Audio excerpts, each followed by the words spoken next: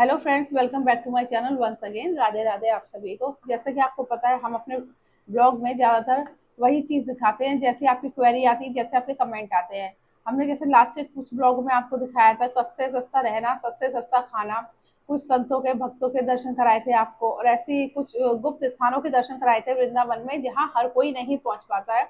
और आप लोगों की क्वेरी आती है, हमें इस जगह के दर्शन कराइए, हमें ये दिखाइए, हमें ये वाला आश्रम दिखाइए। वो सारी चीज़ हम आपको दिखाते हैं। हाल ही में मेरे पास बहुत सारी क्वेरी आ रही थी कि आप अयोध्या कब जाएंगे, हम अयोध्या भी जाना चाहते हैं, वहाँ पे भी आप जाके ऐसा कुछ दिखाइए जहाँ सस्ते सस्ता कुछ हो। और मतलब जहाँ हम रह, क्योंकि इस टाइम अयोध्या में बहुत ज़्यादा क्राउड बढ़ा हुआ है, तो लोग चाहते हैं हम ऐसी जगह दिखाएं जहाँ सस्ते में वो रह सके, खा सके। बहुत से ऐसे लोग होते हैं जिनके श्रद्धा भाव होता है, लेकिन हर चीज़ वो अफोर्ड नहीं कर सकते। और अयोध्या की बात आज मैं इसलिए भी कर रही हूँ, जैसे कि आपको पता है हाल ही में इलेक्शन 2024 में 4 जून को रिजल्ट आउट हुए हैं। और रिजल्ट में बड़ा ही मतलब जब हम रिजल्ट देख रहे थे बड़ा ही दुख हुआ। हमें लगा था कि बीजेपी पार्टी है वो भारत में कहीं से भी हार सकते हैं, लेकिन अयोध्या एक ऐसी जगह थी जहाँ सबको लग रहा था, सब मतलब आंख बंद करके भी अगर किसी को पूछो तो सब यही कह रहे थे कि अयोध्या से तो जीतेगी, अयोध्या से तो जीत ही जाएंगे हम लोग। क्योंकि अयोध्या में सबसे बड़ा मुद्दा था राम मंदिर। कहते अयोध्या में इतने सालों में राम मंदिर की कोई बात नहीं करता था, कि राम मंदिर बनना तो बहुत दूर की बात है। वही हमारे मोदी जी ने 10 साल के कार्यकाल में राम मंदिर को बात नहीं की, वहां बनवाया और उसका उद्घाटन भी हुआ, हमारे रामलला की प्राण प्रतिष्ठा भी हुई।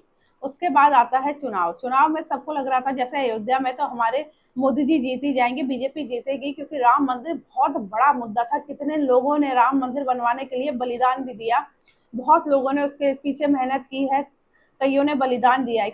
आपने ज्यादातर मेरे ब्लॉग में देखा होगा, वृंदावन का आपको दिखाती थी, सनातन धर्म के रिगार्डिंग बातें करती थी, क्योंकि मैं भी खुद सनातन धर्म को फॉलो करती हूँ। और हाल ही में हमारे कमेंट बॉक्स में बहुत सारे लोगों की क्वेरीज भी आ रही थी कि आप अयोध्या जाइए, अयोध्या में हमें सस्ता खाना सस्ता रहना दिखाइए, हमें राम मंदिर के दर्शन कराइए, हम लोग नहीं जा सकते। बहुत सारी क्वेरीज आ रही थी, तो हम लोग भी प्लान बना रहे थे कि हम अयोध्या जाएंगे। लेकिन इस समय जो जैसा जो माहौल है और जो रिजल्ट आया है देख के बड़ा ही मतलब कह सकते हैं दिल को आहत हुआ है। एज अ सनातनी भी मतलब हमें लग रहा था कि इस टाइम तो सनातन सब एकजुट होके वोट करेंगे बीजेपी को, वो भी अयोध्या से। मतलब कहीं से भी बीजेपी हार जाती है, अपना मैं पर्सनल ओपिनियन बता रही हूँ, कि अगर कहीं से भी बीजेपी हार जाती इतना दुख नहीं होता जितना कि यहाँ अयोध्या से हुआ है कि बीजेपी को इतने कम वोट मिले। बात करें कि बीजेपी अयोध्या से क्यों हार गई, मुझे लगता है कि इस टाइम हमारे जो सनातनी थे, जितने भी हिंदू थे, शायद उन्होंने एकजुट होकर वोट नहीं दिया। और जो मुस्लिम थी, जो मुस्लिम लोग थे, उन्होंने एकजुट होकर वोट दिया है। मुस्लिम लोग का सबसे अच्छी चीज उनकी ये है, वो कहीं पे भी रहे, लेकिन जब बारी आती है वो एकजुट होकर काम करते हैं। और हमारे हिंदू में क्या है, सब लोग आपस में ही बटे रहते हैं, सब लोग क्योंकि हिंदू ने अगर एक जगह वोट दिया होता तो आज अयोध्या से बीजेपी नहीं हारती। तो आज आप सोच रहे होंगे मैं अयोध्या के बारे में बात क्यों कर रही हूँ, क्योंकि अगर आपने नहीं देखा है तो मैं अयोध्या गई थी, मैंने वहाँ की ब्लॉगिंग भी की थी। एक्चुअली जब मैं अयोध्या गई थी तब योगी की सरकार आ गई थी, तब यहाँ कुछ हद तक विकास हो चुका था। लेकिन उससे पहले अगर आप अयोध्या जाते तो जो सरयू नदी में आज लोग जाके यहाँ दीप जलते हैं, इतने हजारों में दिवालियों में दिए जलाए जाते हैं, वहां आप खड़े नहीं हो सकते थे। वहां इतना बुरा हाल था अयोध्या में। योगी जी ने इतने कम कार्यकाल में उसको पूरा बदल के रख दिया गया है। आज मैं अयोध्या की बात इसलिए कर रही हूँ क्योंकि मैं अयोध्या गई थी बहुत पहले, करीब करीब हो गए 2 साल, और मैंने प्रॉपर वहाँ की ब्लॉगिंग की है, जहाँ हमने जब राम लला का मंदिर बन रहा था वो आपको दिखाया है, दशरथ महल दिखाया है, केकई महल दिखाया है, सरयू नदी, ये सारी चीज हमने पूरा जो अयोध्या है कवर किया था, दिखाया है।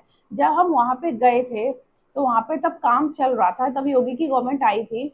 और आने के बाद जिस स्तर पे उन्होंने काम किया था, पहले अगर जब हम गए थे तो वहाँ बहुत ज्यादा कंजेस्टेड था, मतलब रोडें बन रही थी और आप जाते तो हर चीज बड़ी कंजेस्टेड लगती। लेकिन तब से लेकर अब तक में इतना विकास हो गया है, बिल्कुल आप कह सकते हैं अयोध्या को योगी जी ने पूरी हर तरीके से बदल के रख दिया है। हर चीज का वहाँ विकास हो गया, इंटरनेशनल एयरपोर्ट आ गया, सारी चीज। और राम मंदिर आपको पता ही है, रामलला की प्राण प्रतिष्ठा हो गई है। अब आप जाएंगे तो आपको सड़कें रोडें इतनी चौड़ी मिलेगी, कोई भीड़ नहीं होगी, कोई ट्रैफिक नहीं होगा। पहले ये हाल था जब हम गए थे कि आप अपनी बाइक से भी नहीं पहुंच सकते, जो मेन रोड थी वहां को पैदल ही जाना पड़ता है, और इतनी मतलब बहुत हद तक वहां भीड़ होती थी।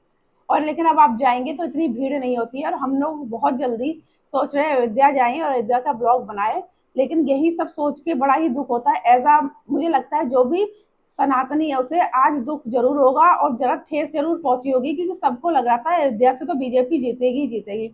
हम कह सकते हैं अखिलेश यादव सपा, जिन्होंने सबसे ज्यादा विरोध किया था हमारे राम मंदिर का कि राम मंदिर नहीं बनना चाहिए, आज वो जीत गए जिन्होंने राम मंदिर बनवाया, राम मंदिर की नींव रखी थी। और उससे मतलब राम मंदिर कह सकते हैं कि रामलला का मंदिर बनवाएंगे, इस बेस से जो आए थे, क्या कहते हैं, एज अ प्राइम मिनिस्टर बने थे हमारे पीएम मोदी, उनका शुरुआत से ही ये मुद्दा रहा था और उन्होंने वो करके दिखाया, राम मंदिर बनवाया।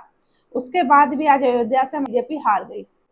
इतना सब करने के बाद और इतना सब होने के बाद अगर बीजेपी अयोध्या से हार जाती है तो एज अ सनातनी होने के नाते मुझे बड़ा दुख है। और मैं आपको ये बताना चाहूंगी, ये मेरा पर्सनल ओपिनियन है, मतलब जो मुझे लगता है मैंने आज वो बताया, अपने मन की फीलिंग बताई है।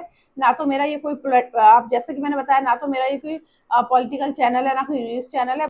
मुझे लगा कि मुझे इसके बारे में आपसे बात करनी चाहिए, आपसे आगे बोलनी चाहिए कि मेरे मन में क्या चल रहा है।